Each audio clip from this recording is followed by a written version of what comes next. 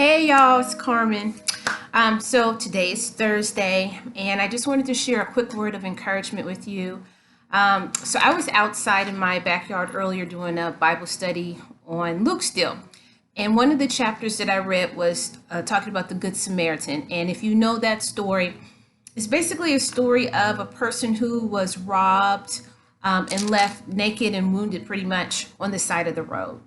And then along comes a priest and a Levite and then a Good Samaritan. Now, the priest and the Levite kind of just looked but didn't touch. And then the Good Samaritan got actively engaged in this person's hardship. They got actively involved in a situation that they had nothing to do with, a person they did not know, with no strings attached, right? And so this is just a story about being neighborly, like, who is my neighbor?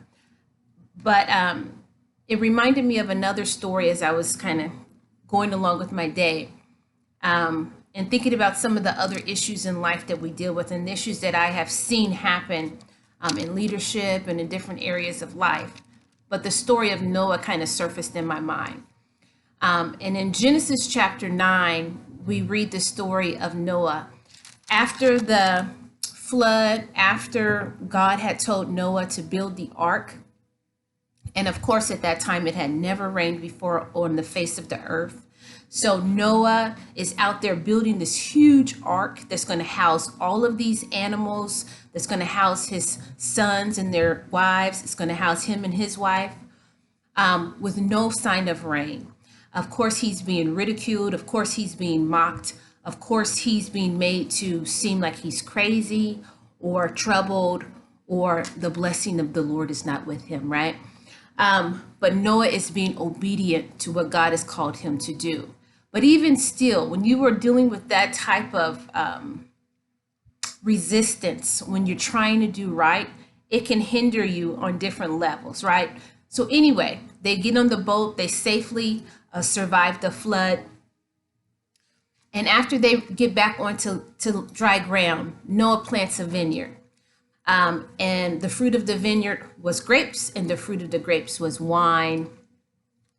And on one occasion, Noah apparently drank a little bit too much. Now, who knows if Noah was feeling stressed? Who knows if Noah was depressed? Who knows if the weight of all of what he went through with the mocking, all of what he heard with the screams on the outside of the ark as the water and the rain began to overtake the people?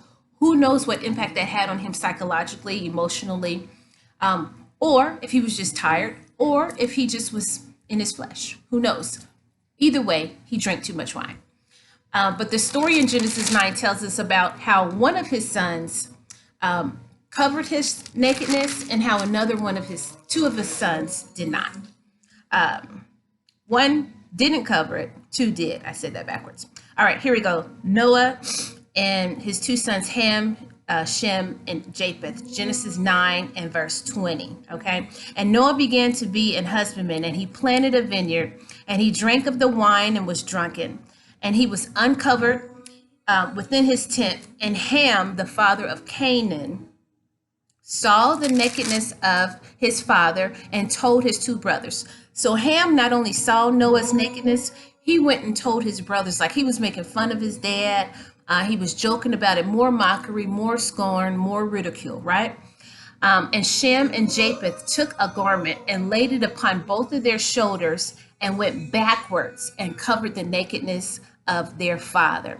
So here you have Shem and Japheth that not only don't want to look upon the nakedness of their father, they're trying to give him honor. They don't even want to see whatever's happening back there. I don't even want to see it. I want to help you, but I don't want to cause more shame. I don't want to cause more embarrassment to your situation. I'm going to be here to help you, but I'm going to cover you, and I'm going to cover you with honor, right? So that was their posturing. And it says in verse 24, and Noah awoke from his wine and knew what the younger son had done. And as the story goes on, when Noah, figured out what had happened, he ended up cursing Ham's son, Canaan, for what Ham had done. So this just, for me, was an encouragement for all of us. We're going to come across people who are hurting. We're going to come across people who are hurting like the person on the side of the road in the Good Samaritan story, who by nothing that they did on their own accord, things that have happened to them in life have left them wounded and naked on the side of the road. And we will have an opportunity to help them, to serve them, to be a blessing to them with no strings attached. Or we can walk away and pretend we didn't see anything, or say, ooh, they're messy. Nobody wants to deal with that mess. That's too much drama. That's too much whatever, right? That's one. And with the story of Ham and Japheth and Shem, the way that they handled their father's nakedness. This was his own shame he brought upon his own self. He did this. This was his stuff. Even still, his sons, Japheth and his son Ham, chose to cover him with honor. They chose to take a situation that he had put himself in and to still help him and to still honor him and to still show respect to him, regardless of how he got there. Okay? Ham, on the other hand, ridiculed him, joked about it, tried to bring other people into the drama. Hey, come look at this. Tried to bring other people into shaming him. And a lot of times in leadership, I've dealt with this a lot of times. I've watched leaders in the church who people clap for all while they're doing good. They clap for them all while the anointing is flowing. But don't let that person show their flesh.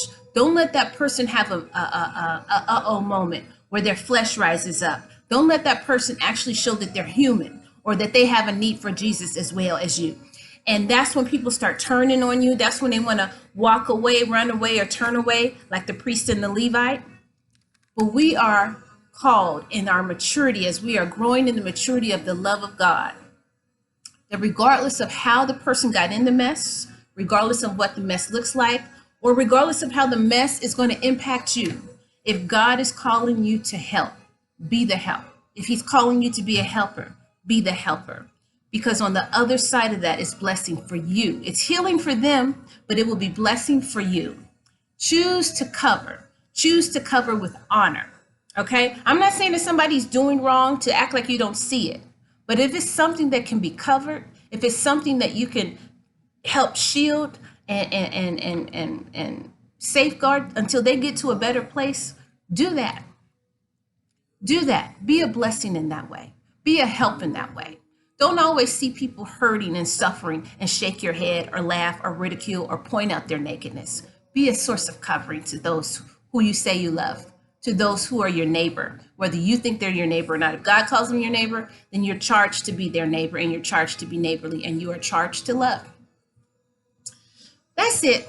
Just wanted to share that, and hope that you are having a wonderful Thursday, and hope that we can go through this walk. It's a hard time right now. Many people are hurting. Many people are laying on the side of the road, wounded and bleeding, so to speak. But let us have eyes to see those who are in need, and let us have hearts who are willing to be helpers to those very same people, whether they can help us or not in return. Love you. Grace and peace.